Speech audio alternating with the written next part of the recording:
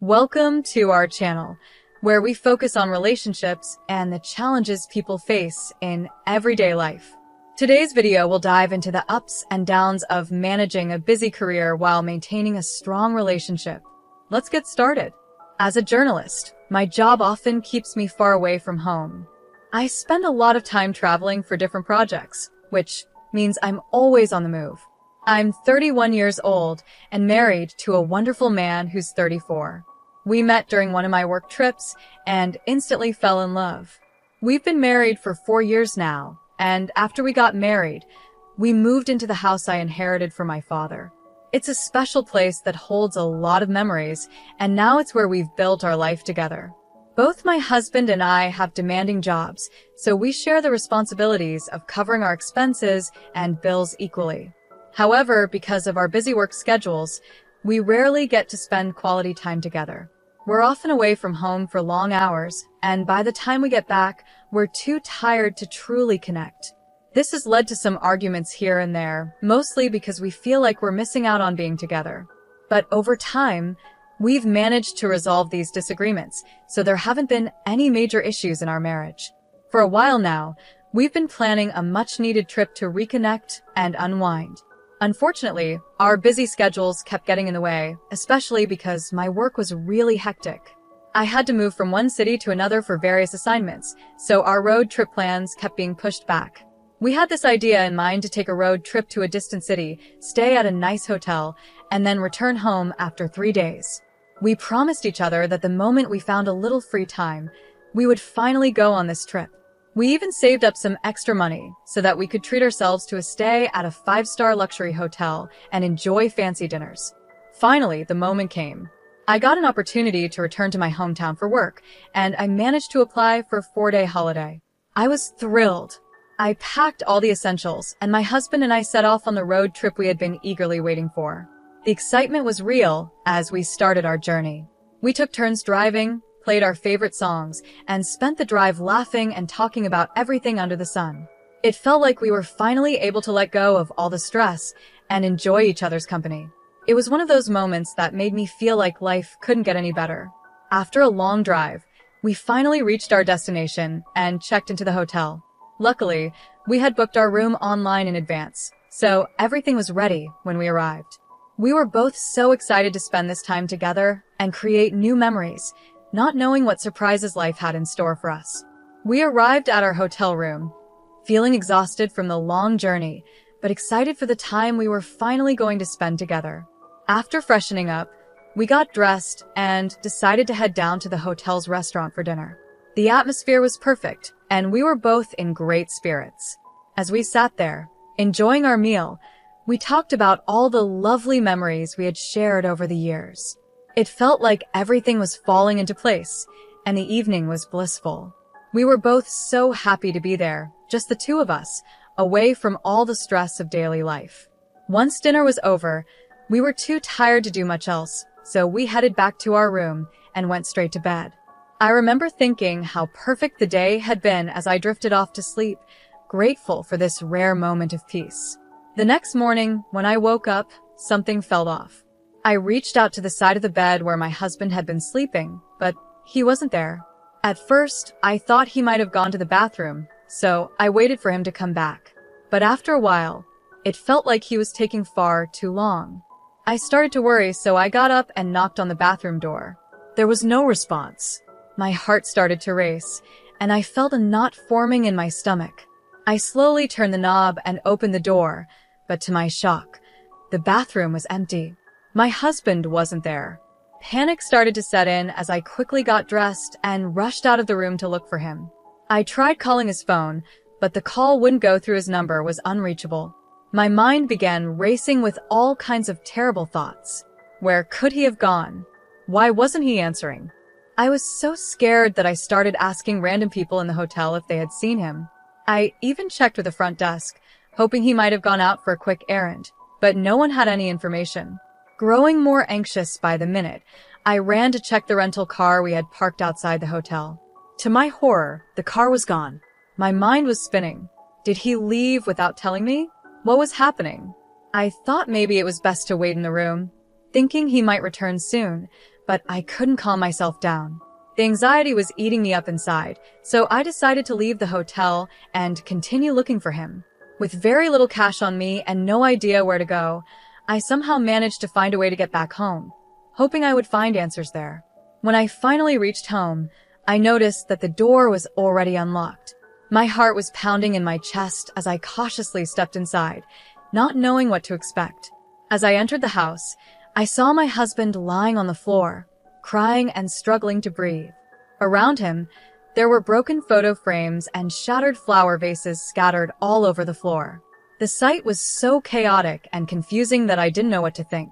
Seeing me, my husband slowly got up, his face filled with pain. Through his sobs, he said, "She's ruined me. She's left me with nothing." I was completely taken aback. I had no idea who he was talking about, so I asked him, "Who are you talking about?" In a wave of emotion, he finally confessed that he had been seeing another woman, someone he had met at a nearby college. He admitted that he had been in love with her for over a year and had been secretly seeing her behind my back. His words hit me like a ton of bricks. I felt my entire world collapse around me. My head was spinning, and I couldn't bear to listen to any more. I left the house immediately, feeling utterly shattered and betrayed. Since that moment, I've been staying at a friend's place, unable to face my husband after everything that has happened.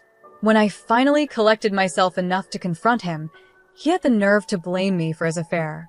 He said that I was never there for him, that I was too absorbed in my work to notice he needed someone by his side.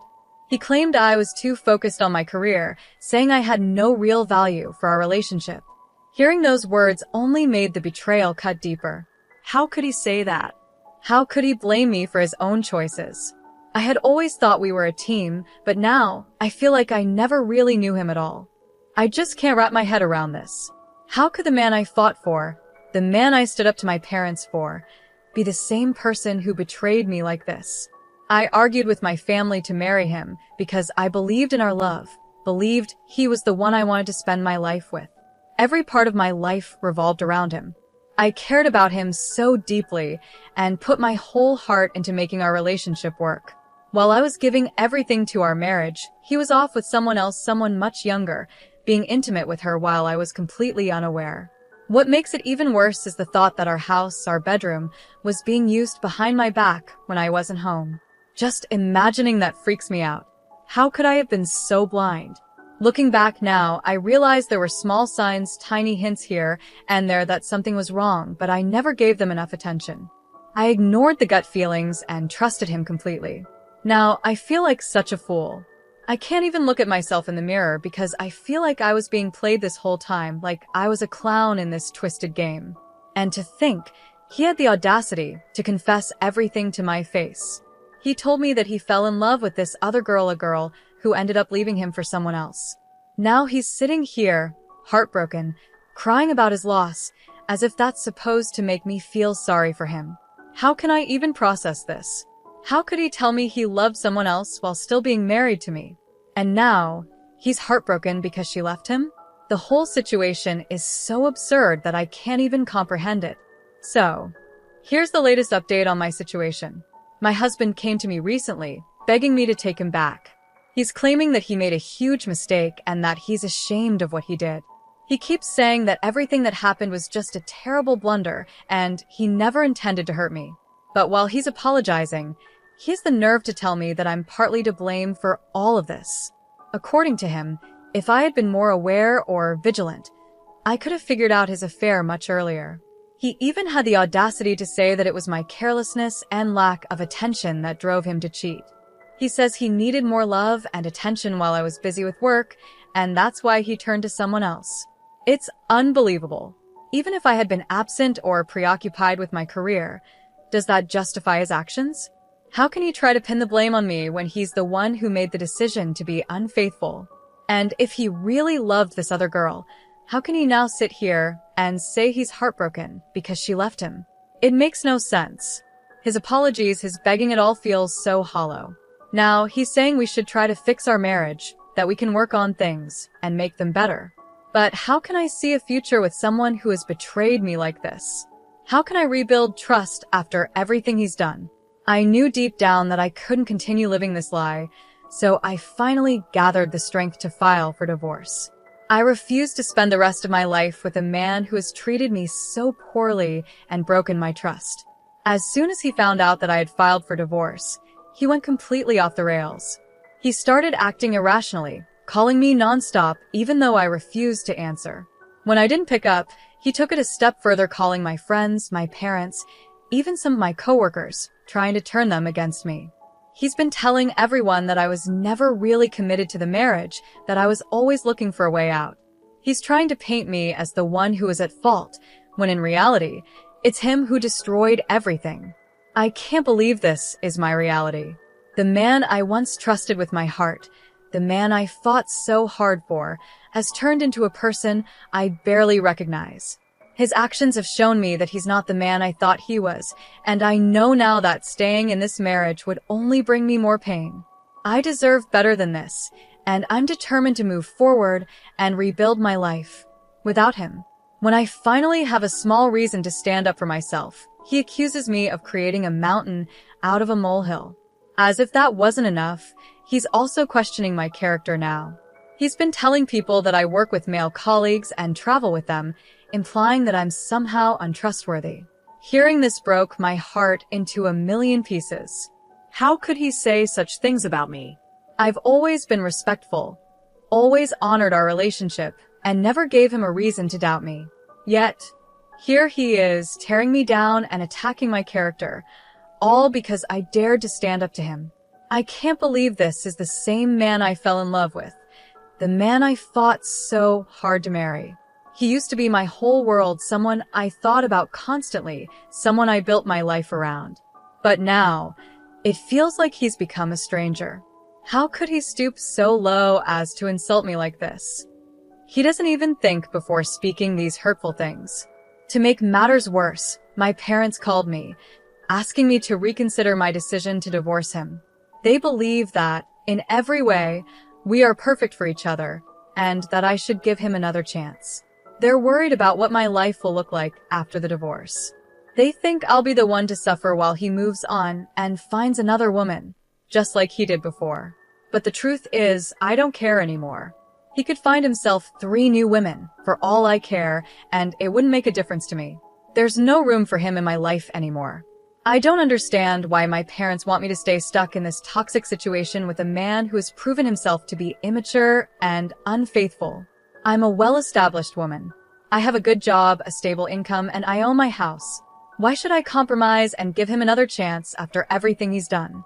Did he stop to think about our marriage when he was involved with that younger girl, someone who clearly didn't care about him or our relationship? Of course not.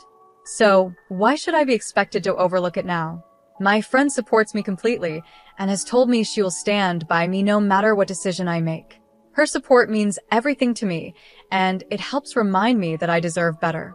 As for the house, I'm the one who owns it, and I've decided I'm going to kick him out. He doesn't deserve to stay here, not after everything he's done. I think that's part of his problem, too. He knows he'll be homeless unless he moves back in with his parents, and that thought probably terrifies him. But that's not my concern. He made his choices, and now he has to deal with the consequences. My husband is nothing but a selfish, ungrateful man.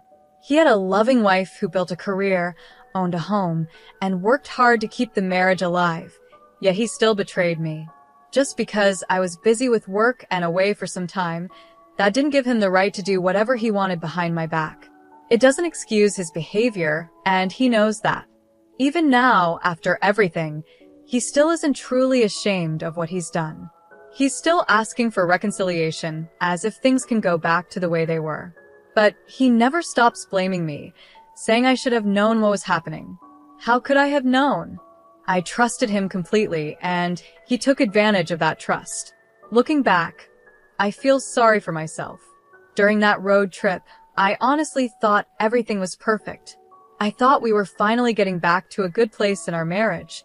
Little did I know, my husband had already broken our vows long before that trip, and all my efforts to make things right were wasted on someone who didn't deserve them. Now, I see things clearly. There's no going back. I'm moving forward with my life, leaving him and all his lies behind. And though the road ahead might be uncertain, I know I'm doing the right thing. I deserve better than this, and I'm not going to settle for anything less. I'm honestly relieved that everything has finally been uncovered in such a dramatic way. Now, she can stand up for herself and make decisions without living in the dark anymore. The real issue here is clearly her husband. He's the one who caused all this pain, yet I can't understand why her parents are pressuring her to go back to him. Why would they want her to return to a life filled with lies and betrayal? This is a time when they should be standing by her side, offering support and understanding. She's going through one of the hardest moments of her life, feeling shattered and broken, and instead of helping her, they choose to back her husband, who clearly doesn't deserve their support. It's heartbreaking to see that her parents are pushing her toward a future that's filled with darkness, all because they believe she should stay married. In reality, this is the moment when she needs them the most.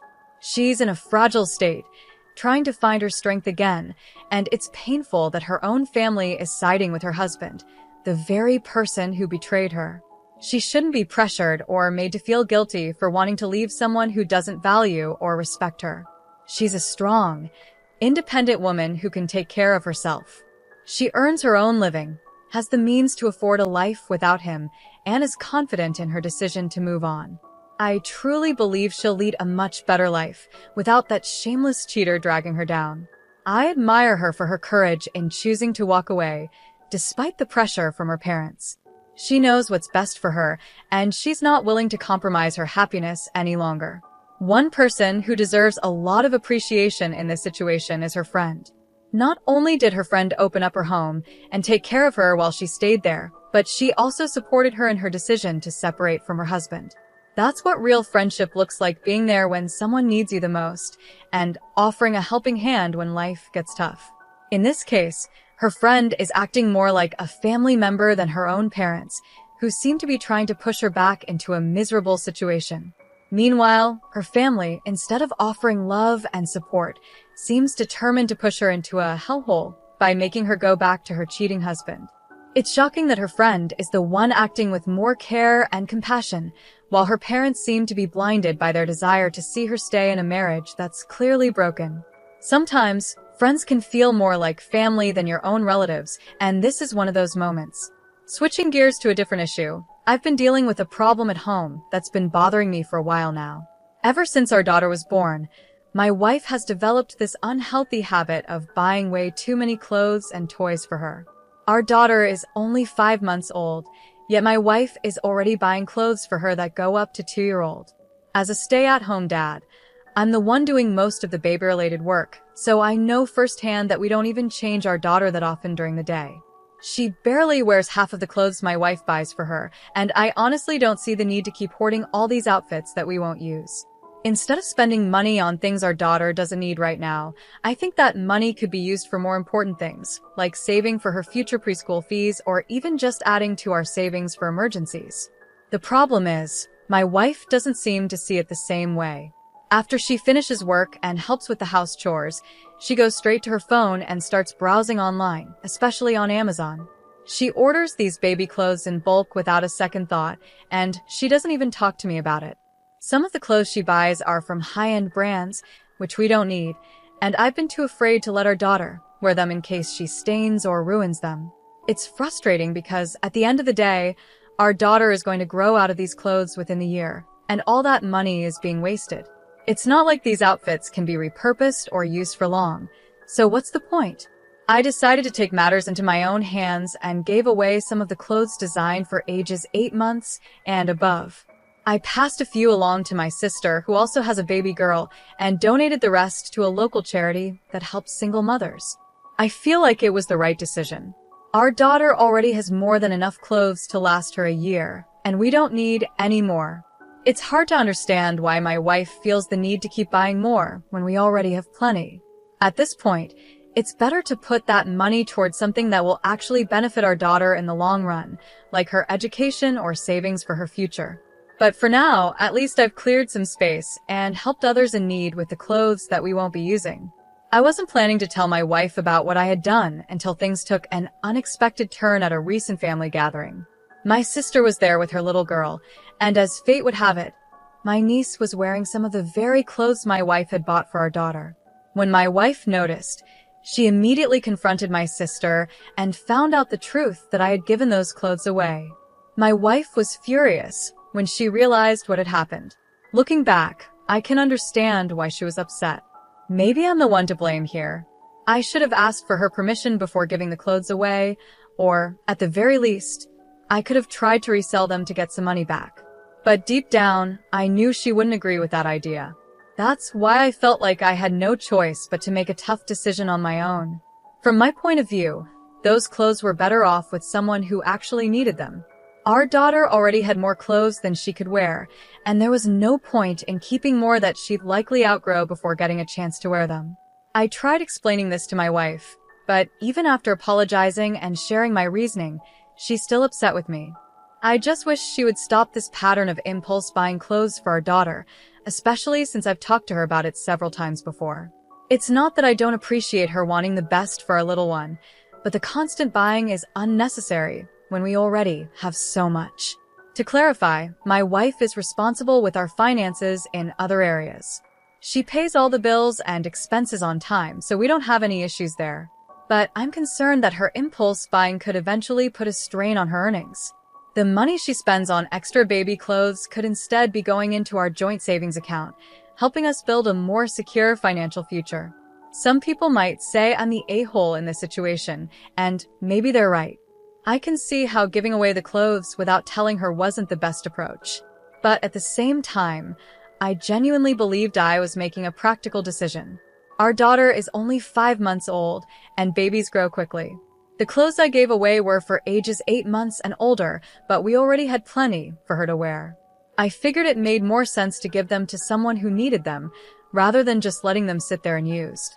But then again, maybe I got it wrong. Some might say that it's completely ridiculous to give away brand new clothes that would fit our daughter in just a few months. After all, baby sizes aren't always consistent, and kids go through growth spurts all the time. I guess I didn't fully consider that we'd need to have the next couple of sizes available for when she grows into them. It's not like my wife was buying clothes that were way too big or completely unnecessary. Having clothes ready for the next stage is practical, and by giving them away, I may have created more of a problem. Now, in a month or 3, my wife might have to buy even more new clothes, which will cost us even more money. Another thing I didn't think about is that I've been hesitant to put our daughter in some of the nicer outfits my wife bought, just because I'm afraid she'll stain them. But now I realize how silly that sounds. She's a baby. Of course, there are going to be messes. If the money has already been spent on these clothes, why not let her wear them? Whether it's a $10 onesie or a designer outfit, she's going to outgrow it in no time anyway. A stain here, or there isn't going to matter in the long run. I should have just put her in the clothes, taken a few cute pictures, and let the inevitable mess happen. Babies are messy. That's just a fact of life. What I should have done from the start is have a grown-up conversation with my wife. We could have talked about setting a budget for baby clothes and discussed whether buying high-end brands was really worth it. Maybe we could have agreed to return some of the designer outfits, or at least limit how much we spend on them. If she's completely unwilling to compromise and it starts affecting our ability to save money, then that's something we'd need to address. But getting rid of clothes that would fit in just a few months without discussing it first, that was a mistake. I can see that now. It didn't really benefit anyone, and in the end, it just created more tension between us. So, in this situation, I might be the a-hole, but it's something I'm willing to work on. I just hope we can move forward from this and find a better way to manage things in the future. We recently had senior recognition for my team since the regular season is over. Each year, the seniors are recognized for their accomplishments both on the team and academically. They are escorted by their parents and receive a framed uniform as a gift. When introducing the seniors, they say, "Here is first name, last name from hometown, escorted by her parents, mom's first name and dad's first name." I asked my coach not to use my mom and stepdad's last name because it's different from mine and brings up some uncomfortable feelings.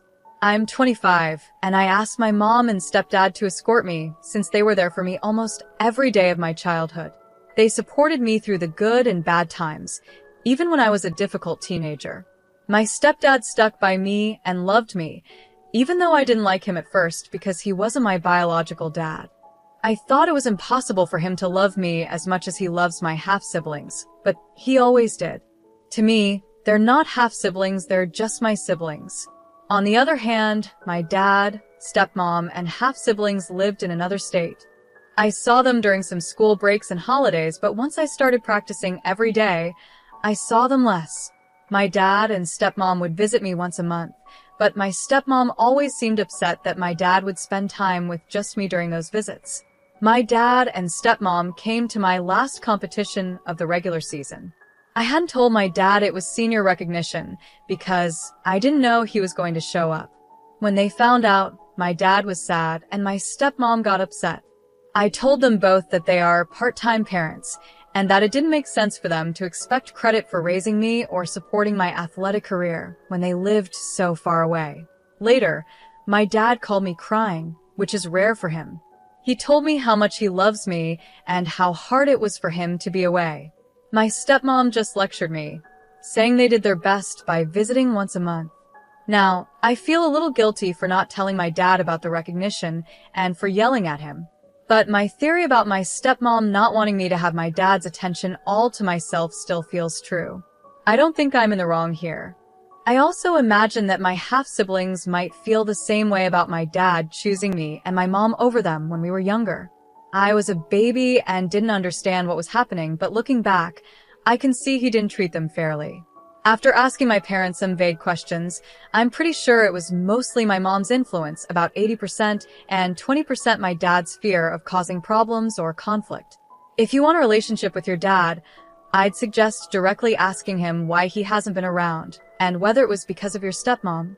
You're still young, so if you want to, you can try to fix things with him. My half-siblings are in their late 30s and early 40s now, and my father has already passed away. Either way, though, you're definitely not in the wrong here, and you never will be. You're not at fault. Being a parent who only shows up during vacations is a choice.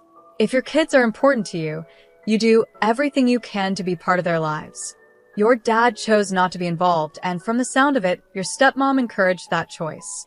They can't expect anything from you. That said, if this situation has made your dad realize he's been absent, you could sit down and talk to him, just the three of you, about how you've seen his role in your life and what you'd need from him if he wants a better relationship with you.